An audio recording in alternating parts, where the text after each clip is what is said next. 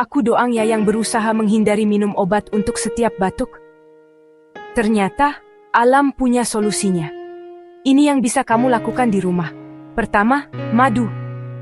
Campurkan 1 sendok malam ke dalam air hangat atau teh, itu menenangkan tenggorokanmu dan rasanya jauh lebih enak daripada obat batuk sirup. Selanjutnya, hirup uap.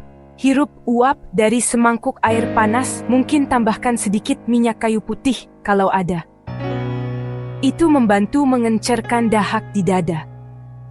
Teh jahe juga juara, iris jahe segar, seduh dalam air panas, dan seruput. Jangan lupa tetap terhidrasi air, kaldu, atau bahkan es loli bisa menenangkan rasa gatal itu. Dan kalau kamu perlu tidur, sanggah kepalamu dengan bantal tambahan untuk meredakan batuk di malam hari. Ingat, tips ini untuk batuk ringan, temui dokter kalau kamu merasa lebih buruk atau ada kekhawatiran. Coba tips ini dan beritahu aku mana yang berhasil untukmu.